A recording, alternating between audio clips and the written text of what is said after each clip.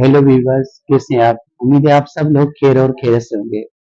मेरा नाम है doctor Vijay Kumar S H day और मेरे यूट्यूब चैनल का नाम है expert of disease and it's treatment. सबसे पहले तो मेरी आपसे रिक्वेस्ट है कि आप मेरे यूट्यूब चैनल को ज्यादा से ज्यादा सब्सक्राइब करें, व्यूज दें, लाइक करें, शेयर करें और कमेंट्स दें। तो आते हैं आज के टॉपिक की तरफ। आज का मेरा जो टॉपिक है वो बहुत ही इंटरेस्टिंग है और खासतौर पे वो बंदे जो एंडोक्रिनोलॉजी में ज्यादा दिलचस्पी लेते हैं उनके लिए बेनिफिशियल है। तो मेरा आज का जो टॉपिक है वो है हाइपरथायराइडिज्म। हाइपरथायराइडिज्म हाइपरथायराइडिज्म में बहुत सारी जो है अदर्स जो है काजेस है, मगर हम मैंने चुना है ग्रेव्स डिजीज। ये ग्रेव्स डिजीज क्या होती है उसकी तरफ हम आते हैं। तो Graves disease it is an autoimmune disease which is associated with hyperthyroidism and thyrotoxicosis, or it is mostly occur in female as compared to male and between the age of 30 to 50 years। अब आते हैं हम जो है ना pathophysiology की तरफ। तो उसमें ये होता है कि it is type 2 hyper sensitive reaction on which thyroid stimulating immunoglobulin antibodies which are जो कहना act on the thyroid stimulating receptors present on the follicle cells of thyroid hormone and activate the rapid production or continuous production of thyroid hormone from thyroid gland। अब आते हैं हम जो है ना sign and symptoms of hyperthyroidism और Graves disease.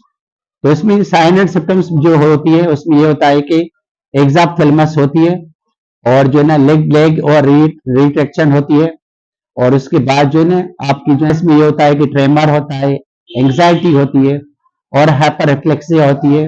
फिर हम कार्डियो की तरफ आते हैं तो कार्डियो में हमें दो साइंस मिलेंगे, एक टेकीकार्डिया और दूसरा जो है सिस्टोलिक हाइपरटेंशन मिलेगा। अगर हम जीआईटी की तरफ आएंगे तो वहां पे हमें जो है मिलेगा एक तो डायरिया मिलेगी और दूसरा इंक्रीज फ्रीक्वेंसी ऑफ डेफिकेशन मिलेगी।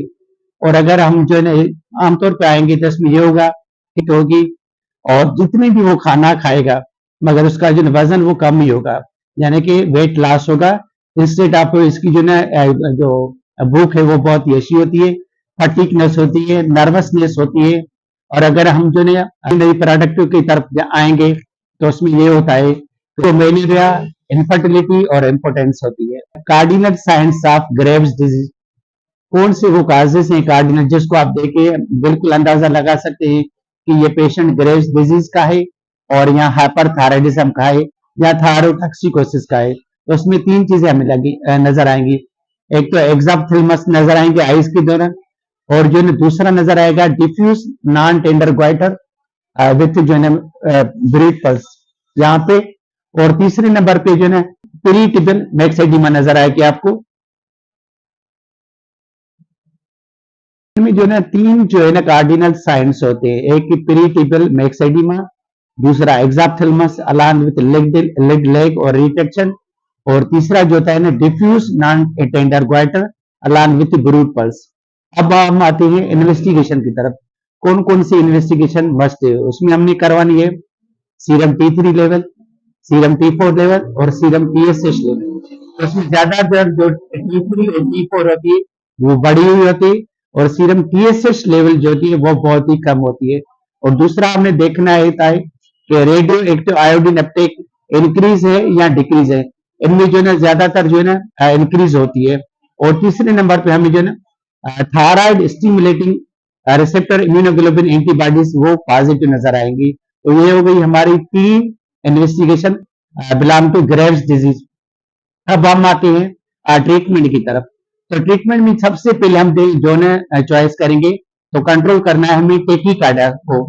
तो टेकीकार्डिया को कंट्रोल करने के लिए हमने देनी है non selective beta blockers just like propranolol, और इसका डोज जो होना चाहिए वो कम से कम जो है ना 40 से 160 मिलीग्राम पर डे देना है। वो आप डिपेंड करता है अकॉर्डिंग टू टेकीकार्डिया या पल्स रेट की तरफ। दूसरे नंबर पे हम आते हैं anti thyroid drugs. Anti thyroid drugs कौन सी होती है? एक होती है कार्बिमाजोल और दूसरी होती है मेथिमाजोल और तीसरी होती है प्रोपाइलथायोयूरासिल। कार्बिमाजोल का कम से कम डोज आपने देना है 40 से 60 मिलीग्राम पर डे, और मेथिमाजोल का डोज देना है आपने कम से कम 40 से 60 मिलीग्राम पर डे, और प्रोपाल्थायोयूरासिल का डोज देना है आपने कम से कम 400 मिलीग्राम से 600 milligram per day.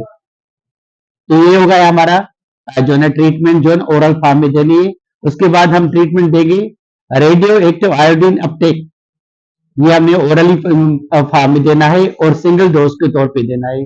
Radio active iodine Uptake orally और सिंगल डोज में देना है, मगर 2 पेशेंट्स को आपने नहीं देना है।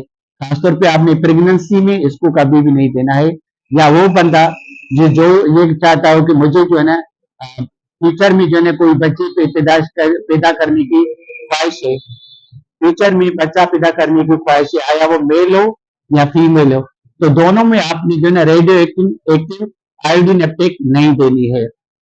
अब आते हैं सर्जिकल प्रोसीजर की तरफ।